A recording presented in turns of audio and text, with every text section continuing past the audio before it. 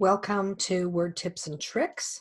My name is Joanne Swensrud. I'm with Know It Sooner Computer Training, and we're going to go through a bunch of cool Microsoft Word tips today. Now, I did this class last fall, and then I went back through and I edited it. I took out some of the ums and ahs.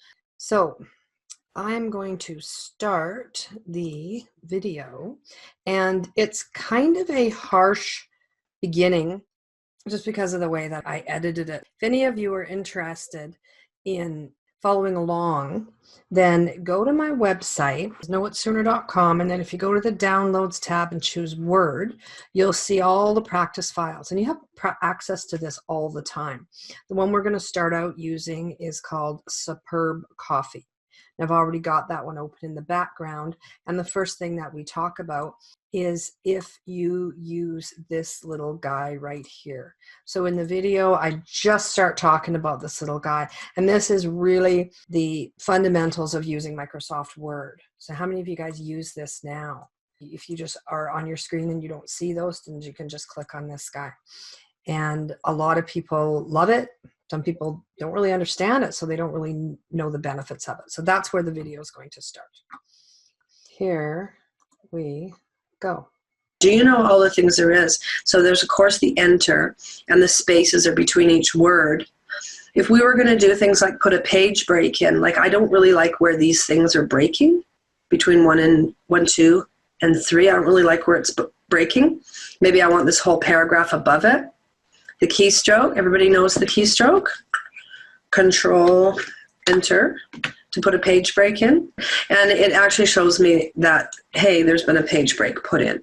There's going to be another way that we separate that after a little while. So if you've got a document where somebody has done this, I know we all have those documents. Somebody's pressed enter a whole bunch of times. This is a fantastic tool to be able to say, hey, how come that's down at the bottom? Because somebody put a bunch of enters in, and then you can click on them and hit delete if you didn't like that idea anymore. We're going to be splitting these in a little bit of a different way, so that's why I undid that. There's another one that I want to talk about, and it kind of has to do with either bullets or numbers, and it's called a shift enter. It's called a line break. So here's what happens sometimes. I'm just going to zoom this in a little bit, and I'm just using my control key and my wheel to zoom in, and if you're like, oh, I knew that already, I don't know what you know. So I would rather risk that there's at least one person that didn't know that, and I've taught them, rather than skipping that completely and assuming that you know something like control wheel on my mouse to zoom in. That works on the internet too. What if we have something up here where we have retail division? This is just bullets, right? What would I do if I wanted, have another bullet? I would just go to the end and I would press enter, right? Sometimes you want it to go down a line, but you don't want the bullet. So there's some things you can do with backspace, or you could go and click on your bullet again to turn it off. What I want to show you is something that might be a little bit quicker. And so retail division, shift enter, and look at the little code that it puts in there. So shift enter puts a code in there that just says, don't give me a new paragraph, because a new paragraph will give me a bullet. A new paragraph, enter, will give me a new bullet. Shift enter just gives you a new line. So you could say retail division was formed in 2018, right? And so whenever you just want to sort of suspend your paragraph formatting, that's what you can do. And when I say suspend that, is how many of you, when you type, you press enter and it goes way down? It doesn't just go down a little bit. It doesn't matter if it's bullets or not, but it just goes way down, and you're like, why does it do that? Well, because it's got some weird spacing turned on, and you can turn that off if you want, or you could just go shift enter. I'm going to create a new document for a minute. I'll come back to this one. I'm going to go control N for new. There's some wacky spacing issues here. So if I am doing this letter today and it's March the 7th, that's great. When I press enter, look how far down I go. Now that's actually not so bad. I kind of like being down that far. Blah, blah, blah. Say I put the person's name in. Let's say it's, Smith and Smith. Well, when I press enter, look how far down it goes. I don't want to put my address there, right? That's a little bit icky. I could change my spacing, or I could go shift enter. So it just kind of suppresses it just for a minute. Now I think I have some other spacing on here. I think some double spacing because it still doesn't, it's not as much as the first space, but it's not really, really tight either. But I know this isn't even an address, but you can see what I mean here. Now when I press enter, you can see it goes down a whole bunch more.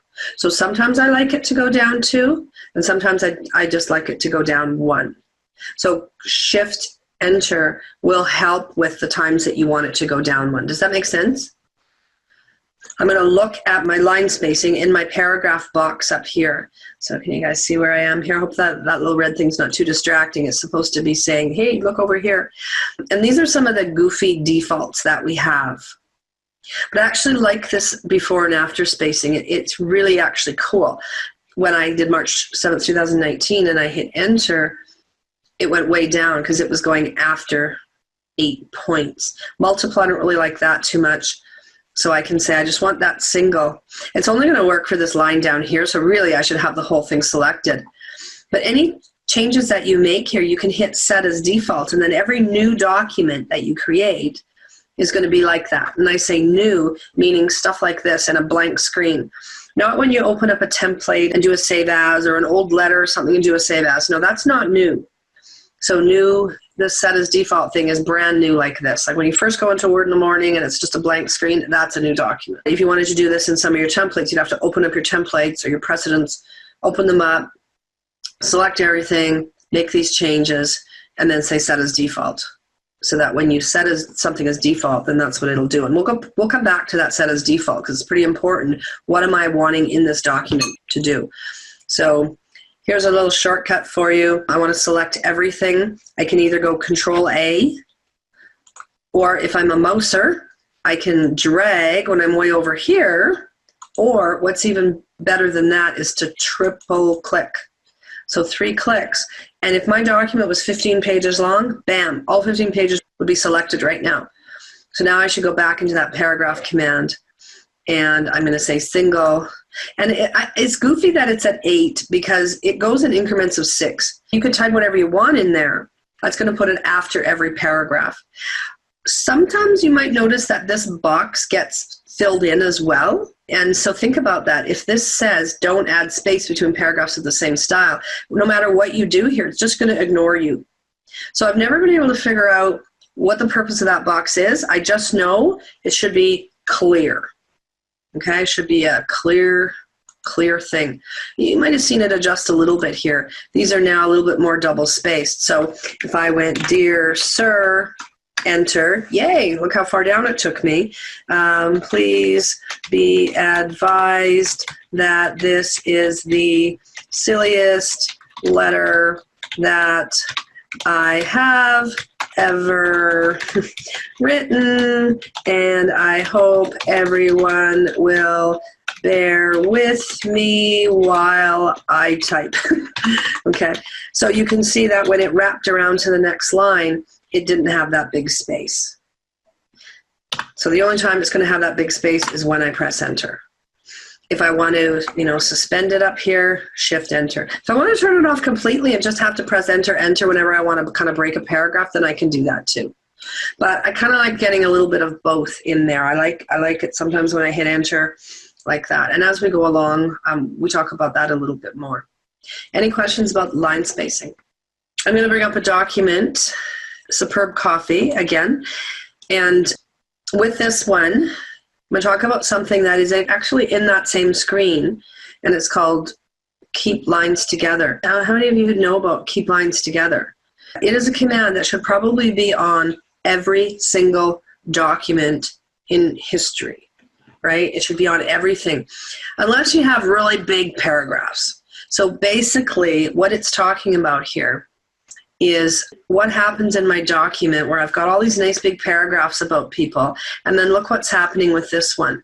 Douglas White, blah, blah, blah, and his paragraph goes over to the next page.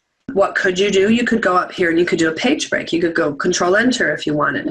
But what happens then if I'm going to delete this paragraph, and now there would actually be room for Douglas's entire paragraph to go up there. So you'd have to be doing a little bit of deleting and stuff like that. So what I want to show you is a command called Keep Lines Together.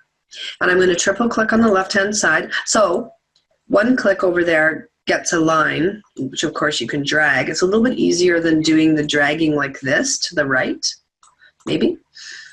Double clicking gets the paragraph.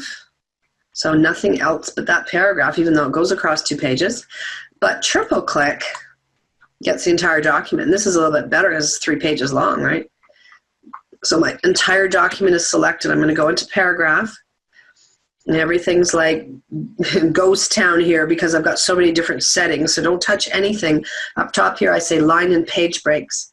And here's my keep lines together.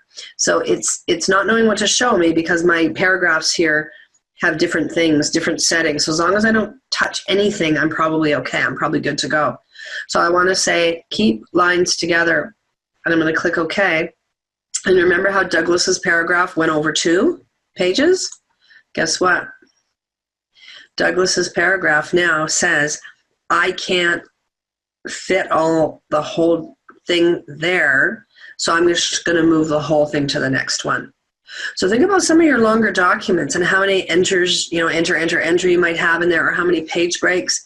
Could you do this and then not have to worry about where your pages are breaking? I mean, certainly if I said, I want to have all my people on the same page, I would go Control-Enter in front of John Smith, right? If you wanted to force it, right? Like, at the top of a section or something.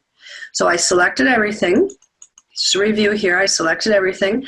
And then up here in paragraph, so you see where I am here. So on your home tab, and then up in paragraph in the bottom right-hand corner, and you're probably looking at indents and spacing first, but line and page breaks. It's a goofy little thing that's a little bit hidden in there, but it's the best thing for your document. So unless you've got a document where, our paragraphs are so big, it's absolutely okay for them to go to the next page. Like a book. Remember, like reading a book? And sometimes, like when you're reading a book, you might get halfway through the paragraph, and you just go up to the next line, you read that page, and, it starts, there's 2 paragraphs. I mean, who cares in a book, like a novel or something, but maybe in our documents, we do care about it. Is that useful, you guys? Do you like that one? Oh, I want to show you one more thing with that, because now, let's see, Douglas can't fit all on that page, so he moves to the next one. And let's say that Bill Williams, he's gone. We're going to select him.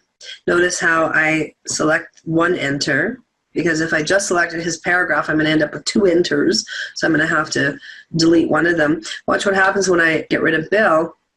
Oh, now Douglas automatically comes up to the bottom of that page.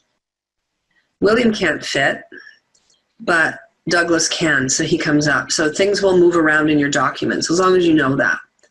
You're looking at an old one saying, look at the top of page 3, it's Douglas White. And they're saying, no, the top of page 3 is William Bradley, right? Things will move around on you, so as long as you're okay with that.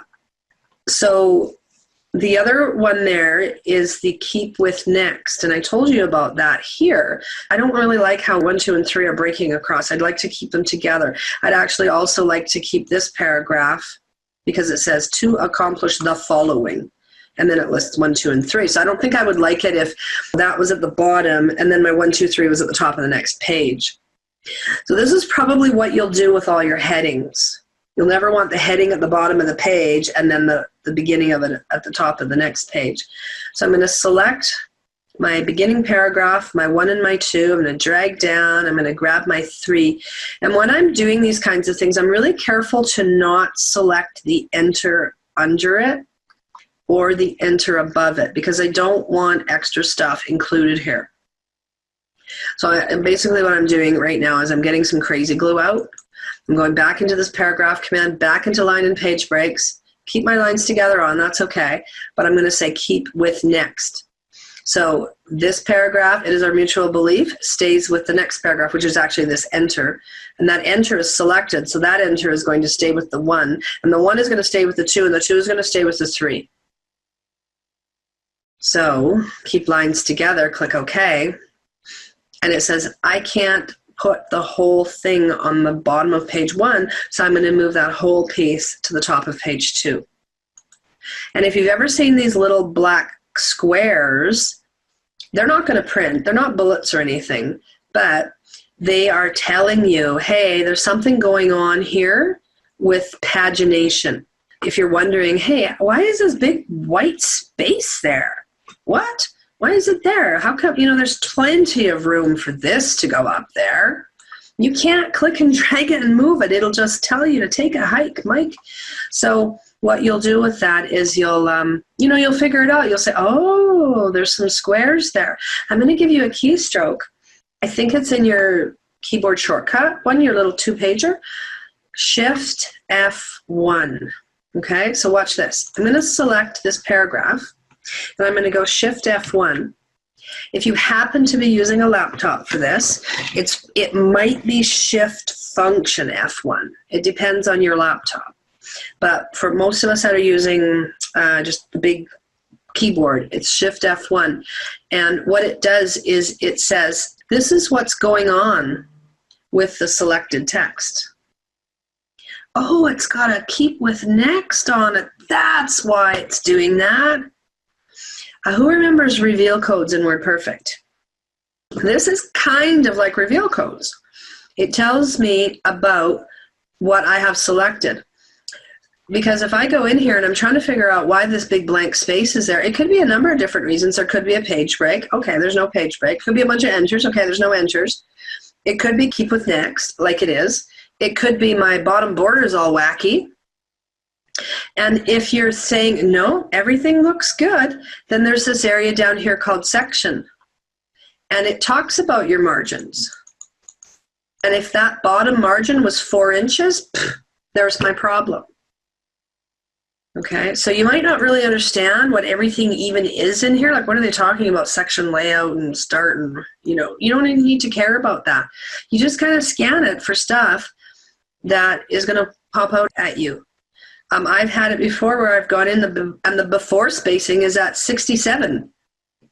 No wonder it's not fitting on the page, right? Or the after spacing. This paragraph here has after spacing of 107. Okay, that's why it's not doing it, because there's its space that it needs. So I'll also talk about a couple of keys that will just zap all of your settings. We'll do that when we do tabs and indents. So if you saw something that you didn't like here, you said, yeah, I want it to stop doing that. You kind of have your choice to either click, these are all hyperlinks, or you can go back to the original spot if you know where it is. If you can't remember where it is, you can click line and page breaks. Look at that, it takes you right there. So you could say, stop doing that, keep with next thing. I don't want it like that anymore. It's a waste of paper. Okay, I'll go back up to here then. It looks funny, because, right, but whatever. Maybe this is 27 lines long, and you'd rather have your 1 to 27 on one page rather than that. And then you might go back here and you could say, to accomplish the following on the next page, or something like that. So that's a little bit about line spacing stuff, some keep with next, pagination stuff, Shift F1 for reveal formatting. Okay, anybody here use the Shift F1 reveal formatting? And I really apologize, I don't talk in the same order that I do the handout. We are going to do tabs first. Let's go back to that document that I already had open, my little letter. What was the example? Let's try to follow a little bit of the handout. And the first one, I want to have a name, and then I just want to have some numbers beside it. And if you're going to do a table for this, that's fine. But sometimes a table gets corrupted and makes your document big and slow and icky. Really just for something that, you have a name and then you want an amount. And then you have a name and then you have an amount. Maybe you don't need that. So I'm going to put, is it Mary Lou Johnson? And I'm going to hit tab. Now, tab goes to your next 1/2 inch spot on your ruler. When you install Microsoft Word, you don't necessarily get your ruler across the top. So if you're looking at your Microsoft Word screen right now and you don't have that ruler, it's just under View and then Ruler, okay? And if you're in Canada, it probably comes up with centimeters. So you can go into your file options and then into advanced. There's so much stuff in here, isn't there? And about halfway down on that screen, it says, would you like to show your measurements in units of what? So first time you do it, it's probably in centimeters. So you could change it to inches if you wanted. If you like centimeters, that's fine. I kind of like inches here because when I talk about tabs, it goes over to the next half-inch mark. So it's lining up with the 1.5 inch mark. So many people will just hit tab a few more times. Who's chuckling right now? Yes, that's me. What's the problem with that? When I type my number, 100.00, looks good. I'm going to get lazy here. I'm going to put the next person in. Oh, I have to type tab a little bit different. Here's where the ickiness comes in. Oh, I kind of want it pushed over. So maybe I'll go to the beginning of it and I'll hit tab again, but oh, that's not going to work. So I'm going to hit backspace. And what do you get out then? A little space bar. And you're like lining it up and you're like, perfect. Is it perfect though? Have any of you ever tried that? If you space something like that to try to line it up, it doesn't even line up. And if I went back here, I'm going to double click on Lou. She doesn't like her middle name being used anymore. And I hit delete. Look at what happens. Now I have to mess with this again. I have to push it back over. And if I go here and I put yucky. So I'm going to go back in life here. And I'm going to say Mary Johnson. And I just hit tab once, and I'm going to go, I don't know why I keep wanting to go 500 there. 100, I guess it doesn't matter. And I'm going to set a tab. So if I only have one line, I don't really need to select it, but it's a good habit to get into. Over here on the left-hand side are my tab markers. Do you see it there? Way over on the left-hand side. It's an L right now. So there's 4 different types of tabs, and those are on your handout, left, center, right, and decimal. There's a few more in there, but those are the main ones. So we would think about how would we want this to line up. So basically you're telling it either where the starting point is, the L, like if I just go click on 5 right now, so it's like I picked my tab. I didn't even need to pick it because maybe it's the one that I wanted. It's not, but just to show you. Go underneath the 5 over here. Now it bypasses all those default half-inch tabs. So even that right there, wow, I don't have to hit, oh, I guess there is 2 tabs in there. I thought there was only 1 tab in there. And that sometimes happens too, is that there's a little hidden one in there. And look what it's doing. It's saying start at my 5-inch mark. Start there. Whereas the center tab, here's how to get rid of a tab. You just kind of drag the tab straight down. I guess the tab is in there, but it's so close to that 1-inch mark that it's kind of hiding it, right? If I zoomed in a little bit more, you'd probably be able to see a little tiny piece of it, but sometimes it's there and you just can't see it. I'm going to click on that once, and that's my center tab. Now I'm going to go back. Maybe I'll go to that same spot. I'll go to right underneath the 5, and you can kind of tell that it's centered. So if I go here and press enter, and I put the next person, it's kind of in the center point already. And if I put like 100,000, you can see how it's centered. I don't really like that for numbers, but you can see how it's centered. That might be good for some titles or something like that. So I'm going to select both of them now. I have to, because I would want both of them to be the same. And I'm going to drag my tab down to get rid of it. Now this one is closest to what you want without the actual real thing. This is my right tab. And I'm going to go way over to the 6-inch mark. This is telling it where to end. So left tells it where to start. Center says this is your center point. And right says stay here. And I like that. That's exactly the same effect I got when we did the space, right? It moved it over. On this one, my zeros are lined up. The problem with that one is if there's another person, okay, so here's my new person, tab. Wow, it takes me way over to the right. What if I just put in like 100? That doesn't seem to line up very nicely. I would have to go .00. Because it's lined up on the right. So it's not really that smart. We want it lined up on the decimal, even if there's no decimals typed in here. So I'm going to select those guys again. I'm going to get rid of my right tab. It goes way over. And then way over on the left-hand side here, that's my decimal tab. And you can just rest your mouse on those and let go of your mouse and see what they are if you're like, which is that? Which is the one that I want? And I'm going to go put it there at the 6 inch mark, and it looks the same. But then when I go and put another person, I can't even spell my own name, my goodness, 9.00. You can see the difference.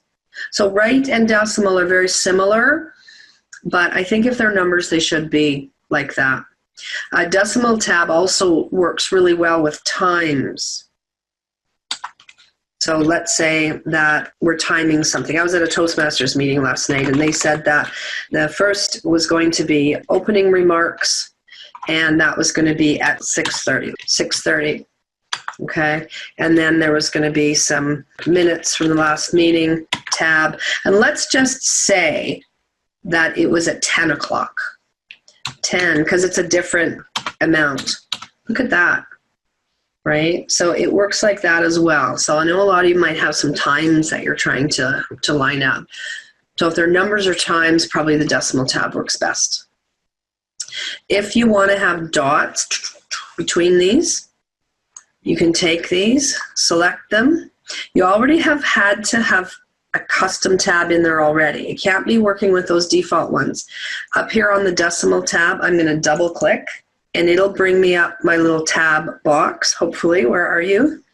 Not responding. We've all had some of those. Oh, this brings up not the right box.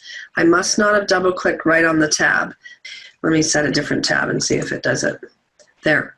Now it's listing my 2 tabs that I have. I really only care about my first one because I'm going to get rid of that one after. So I click on my first tab, my 5.5 inch tab, and I give it a dot leader down here. So you've got dots, you've got dashes, and you've got lines. If I had a whole bunch of them, I would have to sit there and go set, and then go to the next one and click my leader and set. I only have one that I really care about. So there you go. Now it makes it super fun when you go to type, bam! It brings you all of those ones.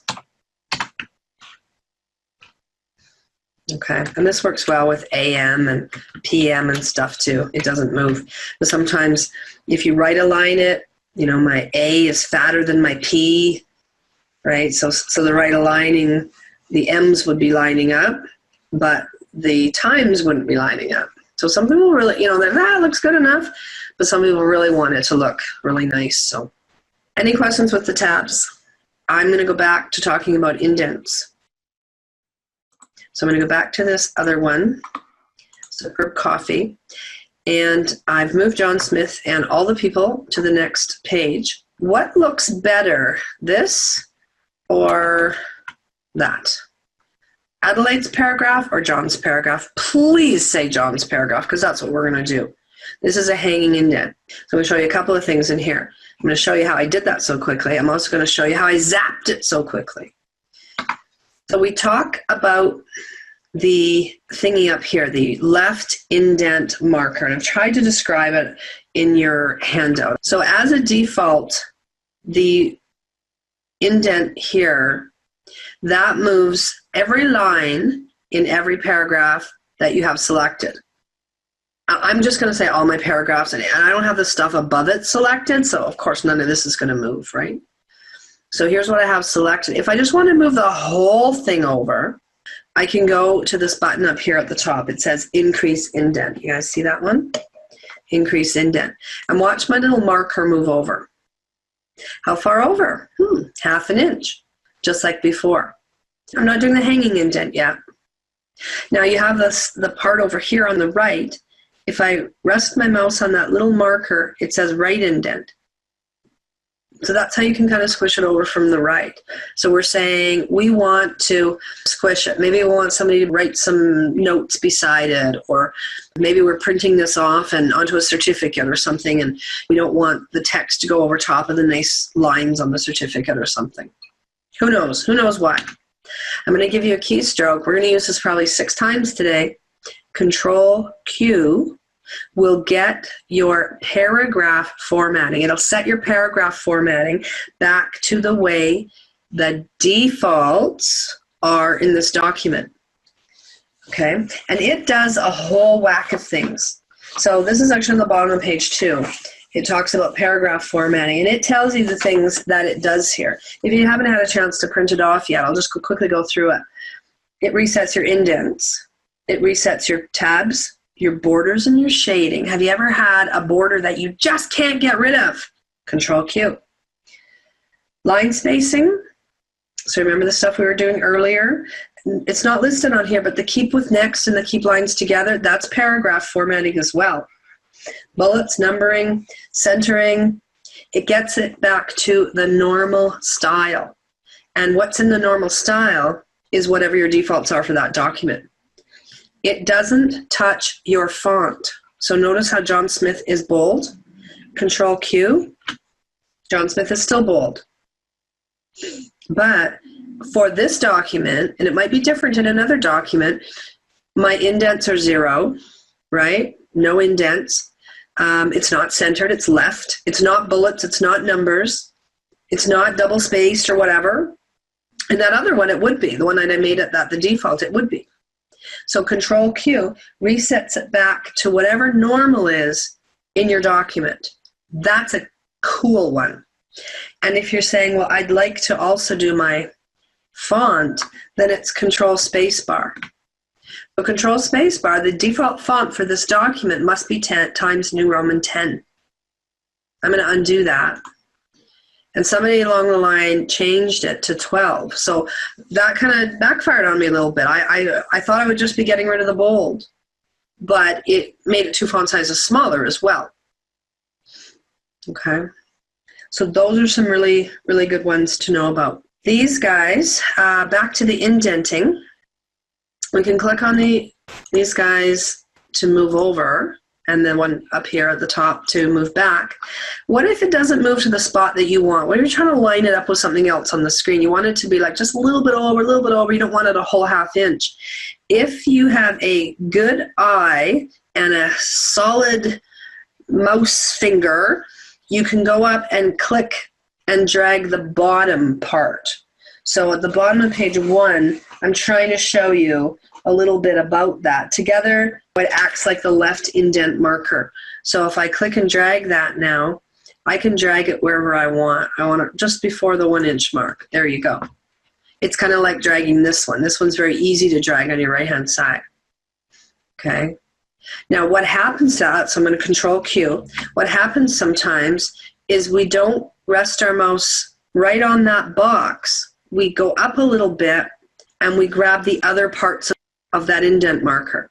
So I've Control Q'd, I'm going to do it again, but this time we'll go through what those other things are. First line indent, and drag it over a little bit, and just the first line in every paragraph, not just the first line period, but John Smith, Adelaide. We used to do this years ago. We used to indent our paragraphs just to make it a little easier to use and things like that. And that can kind of make sense to us. Gee, what moved? Just the first line. I'm going to Control Q that.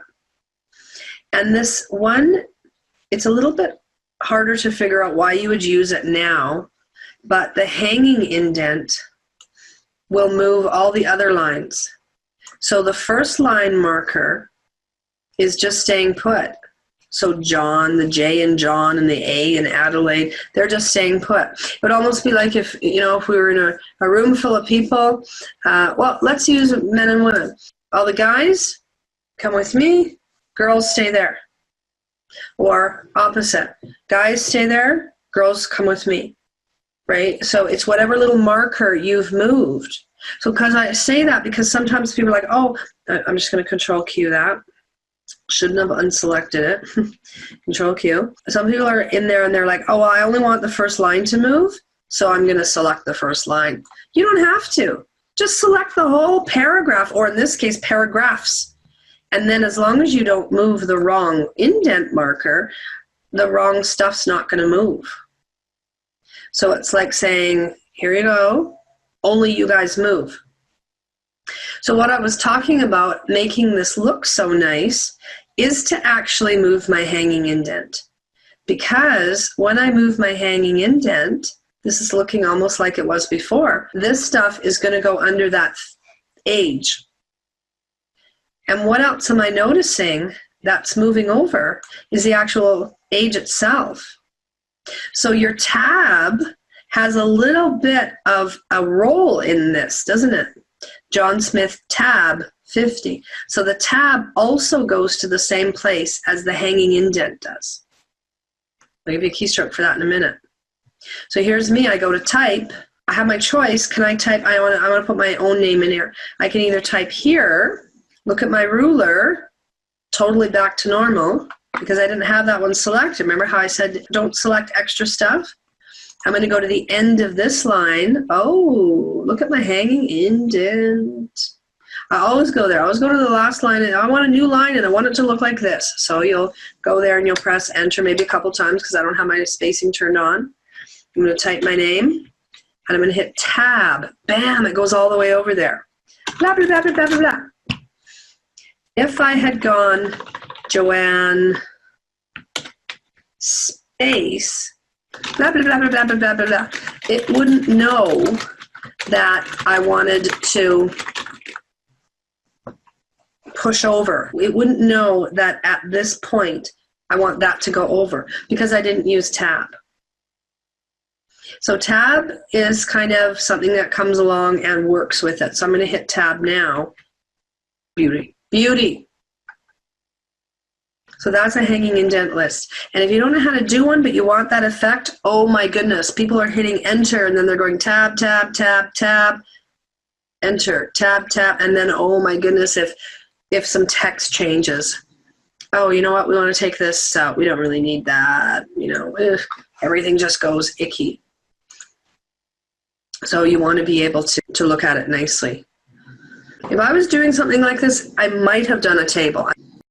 I want to show you a little bit about documents and how they might be a little bit messed up. Let me go back to my browser. Yes, because I want to open up a different document. I'm going to do a quick review on tabs. So here's a little exercise. And if you're wanting to do some practice later, here's what you can do. This is sometimes the one that I use for my tab exercise. I saw the one in the book. I wanted to use it. I'm going to select, I want to move from immediate distribution way over to the right. Perfect time to do a right tab. Click, click, click over here till I get the right tab. Go over here. Right before the indent marker I usually go. Okay, bam, it just works. Now these 4 lines, I want to line them up. This one doesn't need anything because it's just flush with the indent. But these guys need something. So what kind of tab would I want there? Probably a left tab. So I click and click and click until I kind of go back down to the bottom and go back up to the top. Look for my biggest thing in there, which is PowerPoint level 1. And I sort of say, well, what about the 2-inch mark? Yeah, that looks good. Done. Now I want to do the dates. Maybe I want about the 4-inch mark. Done. And now I want to do the numbers. And what did we say for that one? We said decimal tab. So I'm going to click on decimal tab for that one. Done. How was that so easy? Because there was one tab in between every single thing. That's why it was so easy. I'm going to bring up another one. Same document. But tell me if you have seen this before. Somebody has gone in and basically done the same thing, except they've pressed tab a million times, and then here you've got some spaces going on. I'm going to show you really quick here how you can clean that up. So here is just easy. I can just select my tabs, except for one, and press delete. Now I would be able to format that just like I did a minute ago. But down here, I've got like 3 tabs and a couple over here. But it would be fantastic if I was able to lasso all 6 of these tabs. Would that not be fantastic? I think that would be fantastic. If I try to click and drag, it doesn't work for me. So here's what I'm going to do. I'm going to click in front of one of the tabs. I'm going to hold my Alt key on my keyboard down. This is called a vertical block. I'm going to do it again. Click in front of one of them because, you know, that's what I want is like a little block. Hold my Alt key on my keyboard down while I'm dragging. And you can do that to format text and stuff too. If you said, hey, I want to have the first letter of each word bold, you can click in front of it and Alt drag. Look at that. I've got my M. I might have an extra one. I think I did pretty good. I might have the L in Alberta. I'm not sure. I can hit bold. Wow. That would take me forever to do. So I'm going to click in front of it. I'm going to go Alt, drag, and I'm going to hit delete. And these ones are good. Oh, here's two more I can delete together.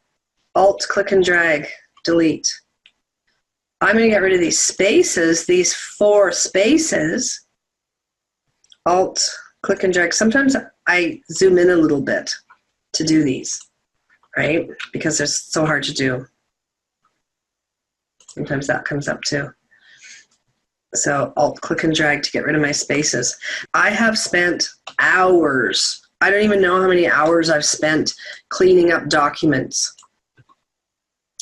And this is perfect for that. So not too much time. I know I talked a lot in there, but now this has one tab between every space. And in our Beyond the Basics course, we run through some search and replace stuff that kind of does the same thing. This is great for a little tiny piece, but if you had a whole document that everywhere there's tab, tab, tab, you can do a find and replace. You can find more than one tab and replace it with one tab. So it would find 10 and then it would go down to 5.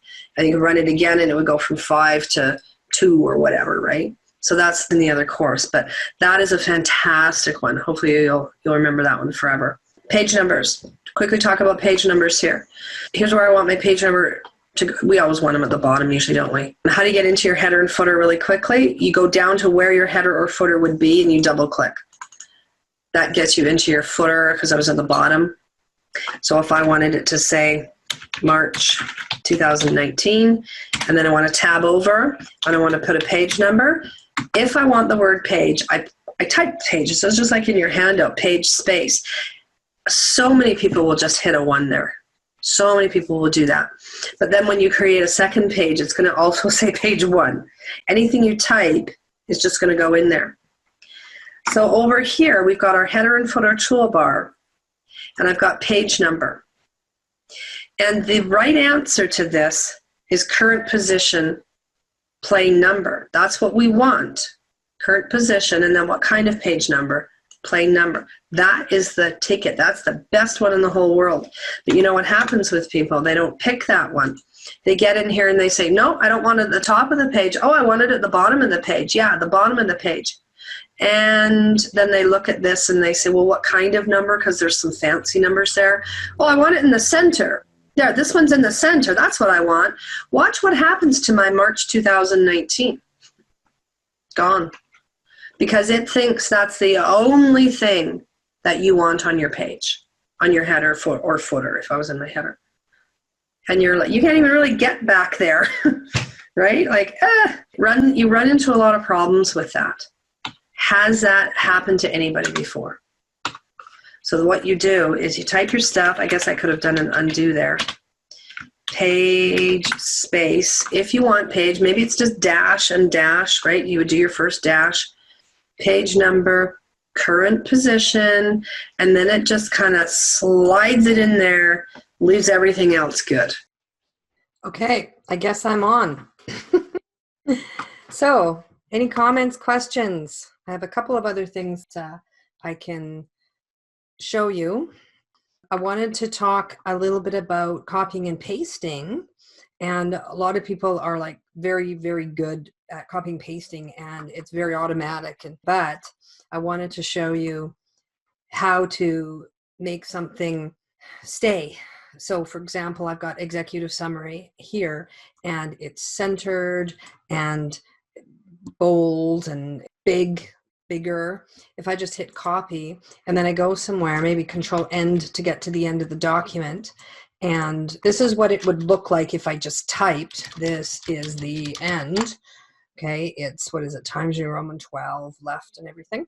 If I go control V for paste or paste up here, it likes to look exactly the same way as it did in the source. So it kept the source formatting.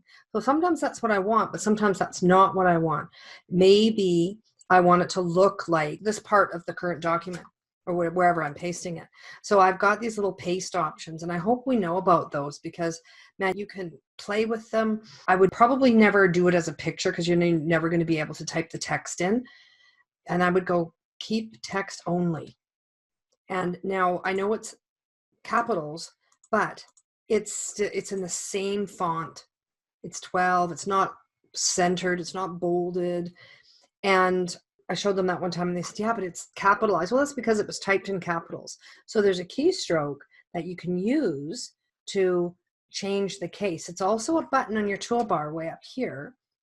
Okay, there's a whole bunch of them, but I want to show you the keystroke because I bet you a lot of you like the keystrokes. Select it, Shift F3. Now it's all lowercase. Shift F3. Now it's what we call title case, and Shift F3, and it is back to all caps. Now, if I keep going Shift F3, it just toggles them. The one up here has a couple of extra options. Sentence case would capitalize the E in executive, but not the S in summary. So that would be good if it was an actual sentence.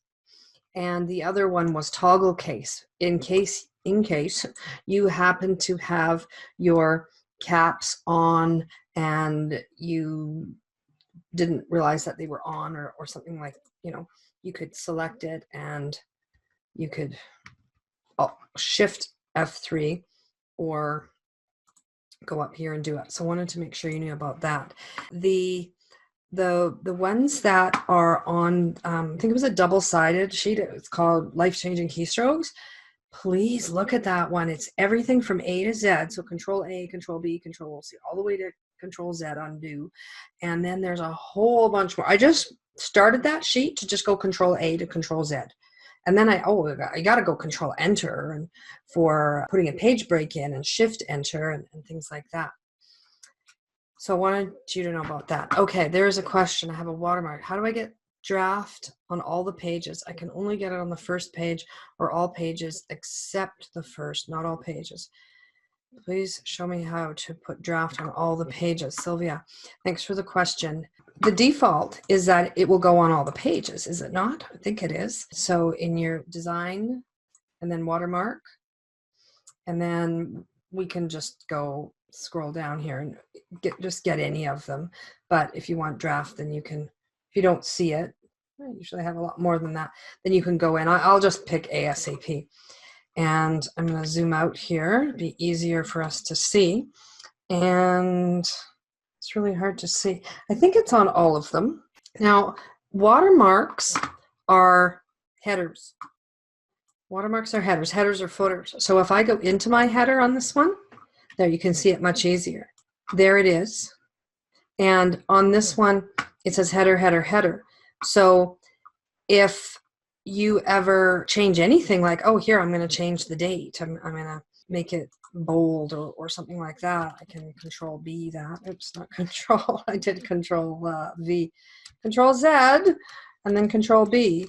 There, I bolded it, and it bolded on all of them, or executive, space, space, space, summary, or something like that, right? It goes to all of them. So that means that if I did a change to this, if I moved this, then it would move them on all of them. If I made it bigger, it would change them on all of them.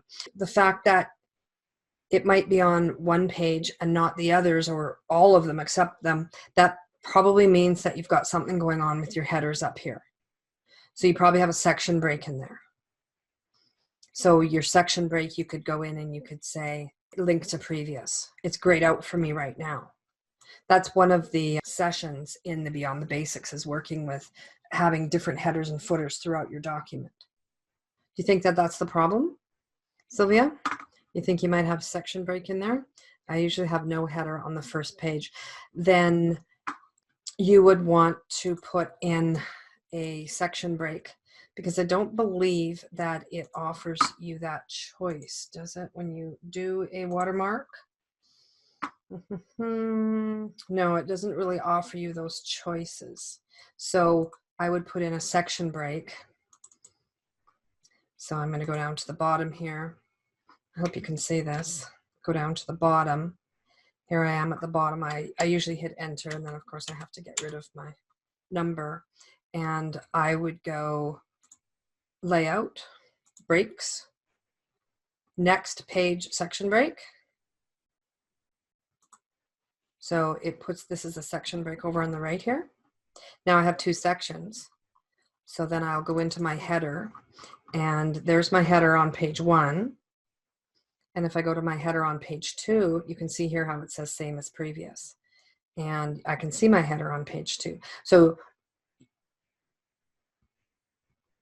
I can only get a draft on the first page or all pages except the first. Not all pages. So if you don't have another kind of a header, let me just think about this for a minute. You don't want your headers like this. You wouldn't want it. So that's pretty easy. You would go, I don't want this page 2 header. So link to previous, I'm going to turn that off. And then I have to go up to section 1 and I have to get rid of it. And see how it's grabbing the header anyway. And then, so that's how you can get it off of page 1. Might go into my footer. Are your footers different? Because your watermark is a header. So if you're saying I don't want any headers on page 1, see this one here is, it's still, you're still able to do that. So you could go in and you could copy that and you could put it into your footer area. So see how I put it in my footer area? It's not a header, it's a footer. It's not really a footer because it's not at the bottom. But if you're telling your headers not to be the same, so my header for section 2 is not the same. Does that make sense? So I put a section break in, then I unlinked. You probably have that anyway. Or you could try the different first page option as well. That might be actually easier. But no, it won't, because you still won't want to have a header on page 1. So trick it into having it as a footer. So I need to put either a header or footer on the first page to get the watermark. You shouldn't need to put a header or footer on. It should automatically go on there unless you have some section breaks in there saying don't be the same as the previous one. So yeah, take a look at your section breaks. That's a little kind of complex. Headers and footers and watermarks can be a little bit complex. Does everybody know about the thesaurus? So you could take a word here and right click on it and go synonyms or thesaurus. So I right clicked on the word growth and I said, would you like to use development, or gives me some other choices here, evolution. I just used this yesterday, and you actually have access to this in Outlook as well. I was trying to do something and I didn't want to use the same word 2 or 3 times. So I tried to use the word that it told me. And then thesaurus, it just gives you a whole bunch more. And sometimes whatever you have selected, like whatever word you're working with, it might have more than one meaning. So this is as a noun, it means development, and growth as in a tumor or enlargement. So that's the thesaurus. Then the other one I wanted, if there's no other questions, is the format painter. I can click on funding requirement. I can hit the format painter, and then I can go and find something, maybe that top one, I want it to look just like it, and I can click on it. Excellent. Okay. Well, I'm going to sign off then. All right. Have an excellent day, everybody. Take care. Bye, everybody.